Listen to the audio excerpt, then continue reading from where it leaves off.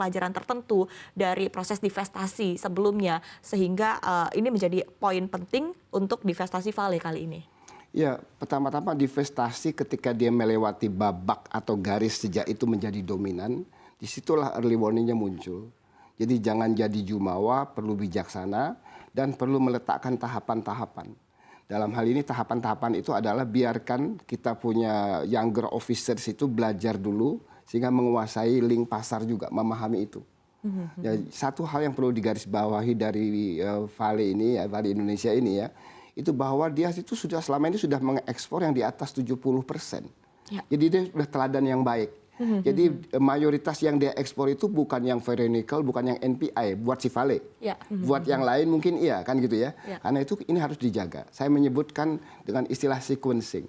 Sequencing itu tidak lain adalah tahapan yang wujud konkretnya itu boards dalam hal ini penentu entah di commissioners atau di directors ya. Ini karena ini menyangkut yang dominan berarti punya voting rights menentukan. Itu mesti lebih bijaksana untuk membiarkan yang minoritasnya itu lebih bersuara. Tentu saja karena voting rights-nya yang paling besar ada di kita, membiarkan minoritas bersuara itu bisa mencerminkan apa yang ingin mereka sampaikan untuk mempertahankan yang ada. Itu yang pertama. Yang kedua, saya kira satu tantangan dalam divestasi, apalagi ketika itu dimiliki oleh kepanjangan tangan pemerintah dalam hal ini, bukan soal nasionalisme yang kita pertanyakan, tetapi ada ketidakfleksibelan di mana keputusan investasi yang harusnya fleksibel itu harus mendapat approval dulu misalnya. Ya, prosesnya lebih panjang. Lebih panjang dan akhirnya bisa kehilangan momen dia. Di lain pihak yang kedua adalah divestasi itu sering membuat si boards yang baru itu menghindari risiko atau dia ingin memperbesar kerajaan, artinya hingga ke hilir, hingga kemana-mana. Jadi akhirnya dia mencabut kaitan-kaitan yang sudah ada, yang sudah bagus dulu. Jadi perubahan arah, ya perubahan jaringan semacam itu. Ya ini yang akhirnya yang muncul bisa bukan value creation, value destruction dia. Jangankan value destruction ya, value creation saja nggak lantas menjamin kita bisa mengcapture nilai itu. Karena fokusnya terbagi ya. Fokusnya terbagi kan gitu ya. Jadi orang sering membungkusnya dalam sebuah istilah kita tidak menguasai teknologinya dan manajerialnya.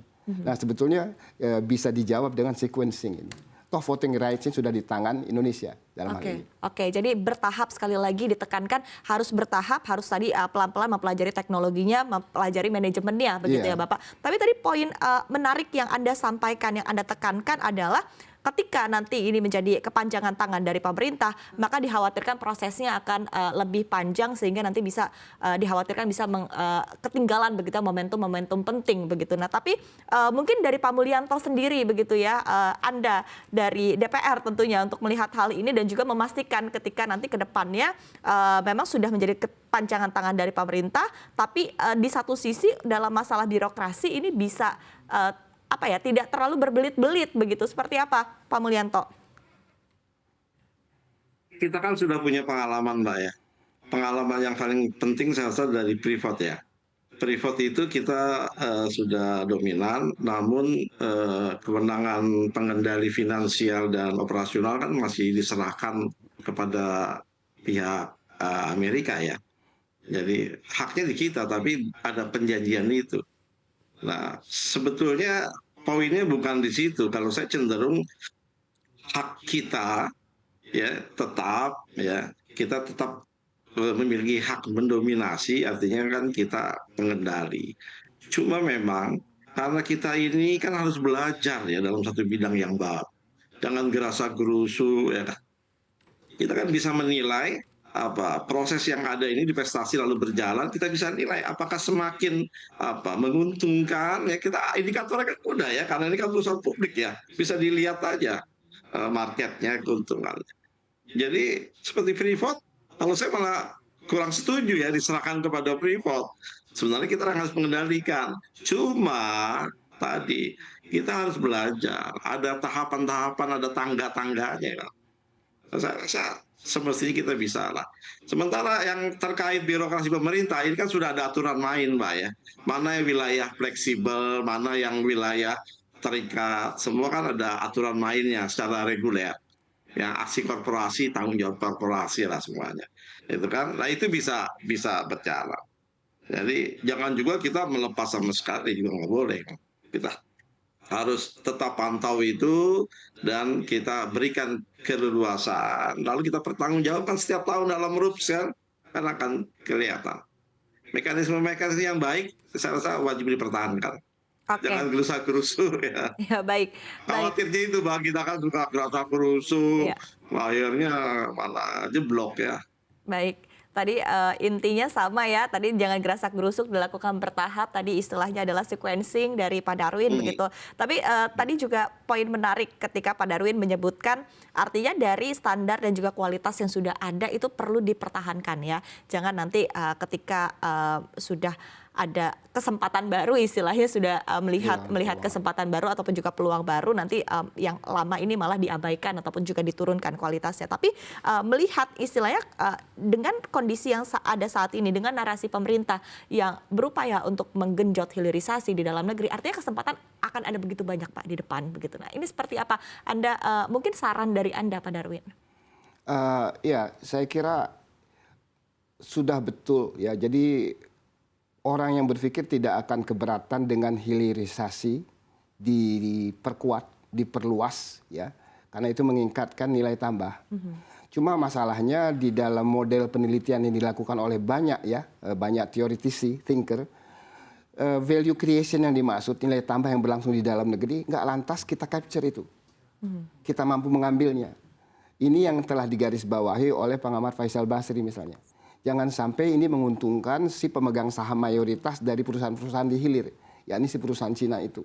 Dan tidak lain ini membuat mensupport industri di Cina. Jadi saya kira hubungan dagang kita dengan Cina itu tetap kita jangan kehilangan peluang, terus dilanjutkan. Cuma kita jangan kehilangan bargain dengan cara terlalu bergantung ke sana. Jadi menurut saya si Inco atau Vale Indonesia ini test case agar kita jaga. Karena dia agak berbeda dengan klaim atau cawe-cawenya, maaf ya, kepanjangan tangan Cina di situ. Ya, karena itu menurut saya sequencing itu penting dan seperti dikatakan Pak Mulyanto tadi, market itu bisa menjadi reflektor, cerminan untuk kita menilai tiap tahun kan gitu. Satu garis bawah yang saya ingin juga ingatkan gitu ya, kan ditengarai untuk mendiinvestasi ini pemerintah itu mencari pinjaman. Itu dari mana ya duitnya kan gitu. Nah, kita tahu negara berkembang, termasuk Indonesia, itu lack of liquidity. Ini duitnya dari pemain dunia juga. Katakanlah kalau pemain dunia itu adalah China, kemudian si China itu kemudian memberikan semacam bonds, coba dicermati, bondsnya itu convertible bonds bukan? Sebab begitu harga saham ini melorot, ya, kemudian akhirnya leverage ratio si perusahaan itu membengkak, gitu ya. Maka akhirnya bisa saja si convertible bonds, si bonds tadi converted into equity. Akhirnya si Vale Indonesia dipegang lagi oleh pemegang saham China jadinya. Si krediturnya. Nggak lantas perusahaan nikel Cina, belum tentu gitu ya. Tapi kreditur yang berasal dari China-nya. Gitu loh. Ya, jadi menurut saya banyak faset yang harus dipertimbangkan. Bukan hanya divestasi membuat kita punya voting rights dan menjadi pengendali, tapi divestasinya pakai sumber uang dari mana? Nah, baik. Dan terms-nya itu apa? Kan gitu. Convertible bonds, kalau convertible bonds itu ada early warning-nya loh. Tolong dilihat. Itu yang harus diamati kata Pak Mulyanto tadi selaku wakil rakyat. Itu suara rakyat saya lihat. Ya, baik. Baik, tanggapan dari Anda Pak Mulyanto seperti apa? Ya, yang pertama memang Vale keunggulannya dia selama ini kan membuat nikel mate ya, yang kurang lebih 70% yang diekspor itu. Nah, sementara hampir 80-90% secara nasional ini kan ekspornya masih ferronikel dan nikel pig iron. Yang kemudian itu, jadi nilai tambahnya rendah. Bukan begitu tujuan hilirisasi kita. Yang kedua, ini kan dibebaskan pajak ekspor. Sehingga betul Pak Menteri menyatakan, saya sepakat dengan Pak Faisal Basri. Akhirnya penerimaan negara nggak seberapa. Yang menikmati penerimaan itu adalah investor, kan begitu. Jadi hilirisasi kita kasih setengah hati kalau istilah saya. Setengah hati. Harusnya produknya produk mendekati ujung ya, 80%, 70% gitu kan. Yang kedua, ini saya ingin menyampaikan juga ya apresiasi kepada Pak Menteri ini, Pak Darwin ini. Tapi Menteri tahun dulu loh Pak. Sangat jeli itu. Yang sekarang Pak Arifin Tasrif.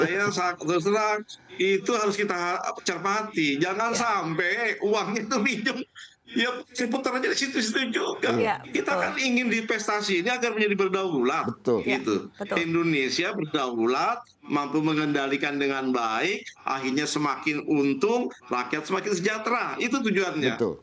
Kalau misalnya tadi akhirnya ngutang juga dengan bunga tinggi dari pihak-pihak yang itu juga, ya akibatnya kurang optimal buat kita. Ini harus hati-hati. Saya sangat berterima kasih Kak Darwin, Pak Ya, Menteri. baik. Dan tadi sebagai Kita publik angkat juga ini, sebetulnya Pak. bisa melihat, Di sini juga bisa kita angkat mempunyai ini, Pak. peran begitu ya Bapak untuk menilai ya. Tadi Iya. dari apa yang Anda sampaikan, market itu Iya. adalah penilai yang baik begitu ya. Jadi mungkin ya sebagai dari publik juga Dan- ada peran dan kita begitu ya minta Pak, untuk betul. sama-sama pemerintah- mengawasi ya artinya. Mbak, dan kita minta pemerintah main adi harus terbuka. Ya. Terbuka, sampaikan uangnya dari mana itu.